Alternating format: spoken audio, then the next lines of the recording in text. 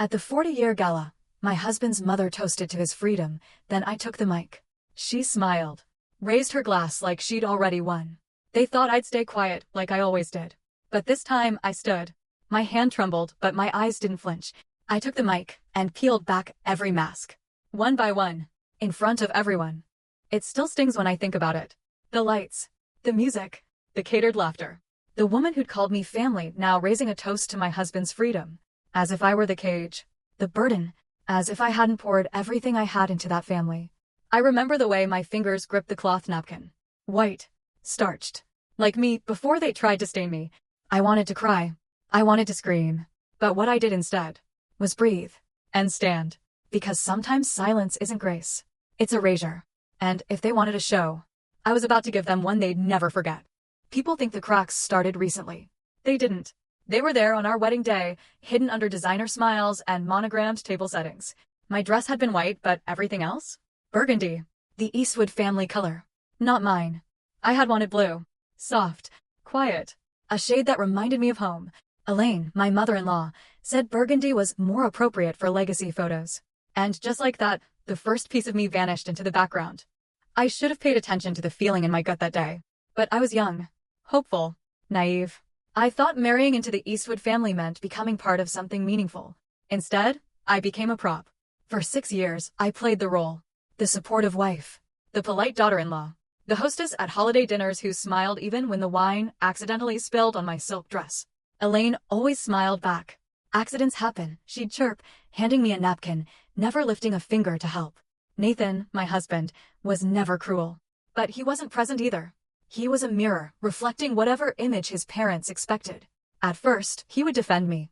Quietly. Awkwardly. But over time, even that faded. I'm just trying to keep the peace, he'd say when I brought it up.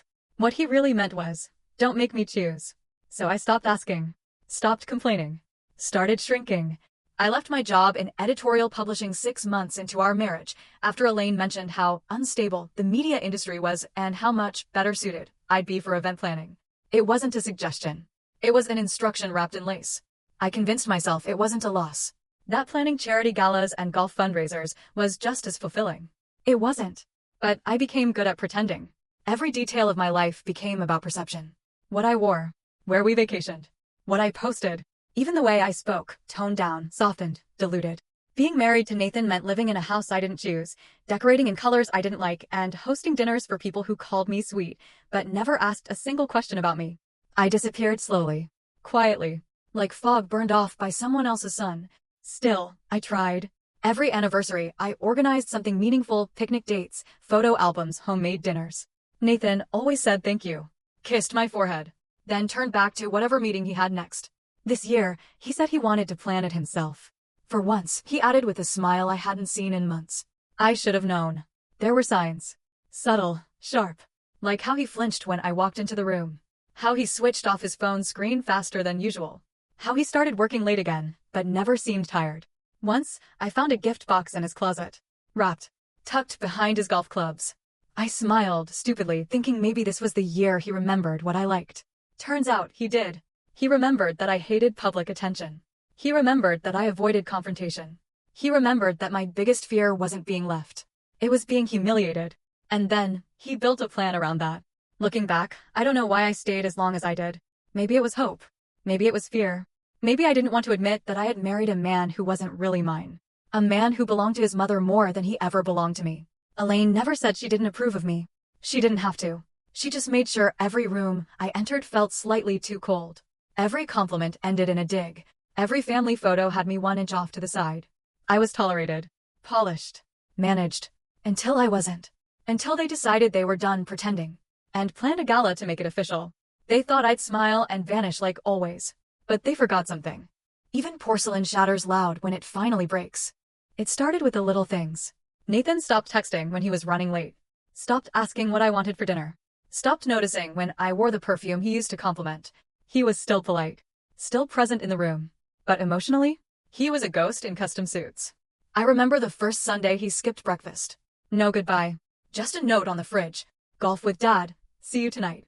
No love you. No smiley face. Not even his usual scribbled heart. Just cold Sharpie ink, like a memo from a coworker.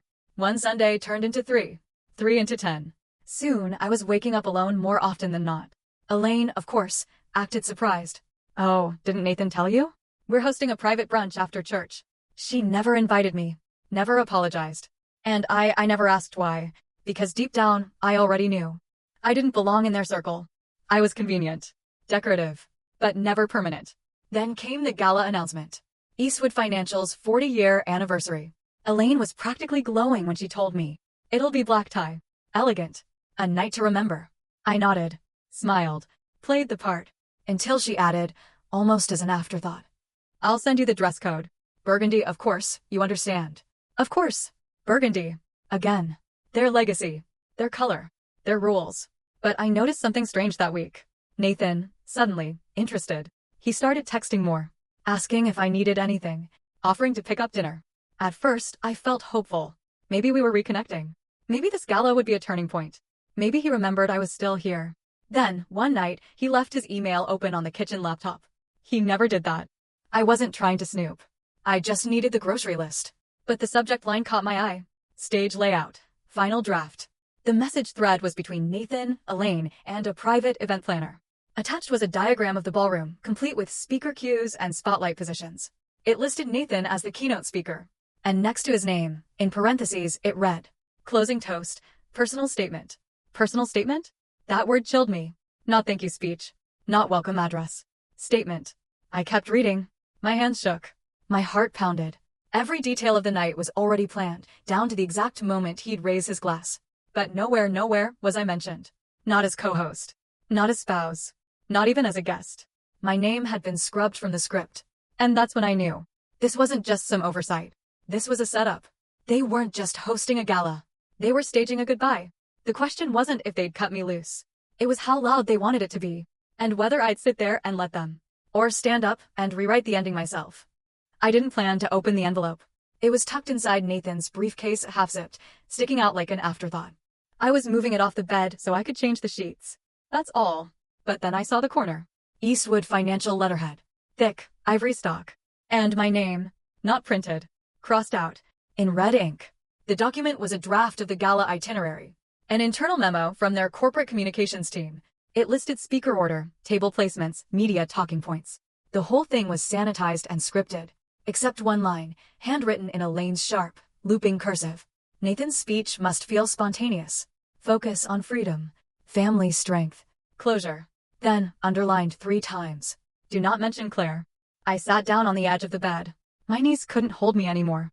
It wasn't just a toast. It was a farewell. A public release. A message to the entire Eastwood circle that I was being retired. And Nathan was in on it.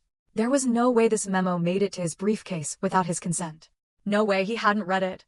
No way he missed the part where his mother demanded I be erased. The worst part? He said nothing. No defense. No pushback. Not even a question mark scribbled in the margins. Just silence. Just acceptance. I thought I'd cry. Instead, I laughed. Once. Sharp. Ugly. Because of course Elaine wouldn't confront me directly.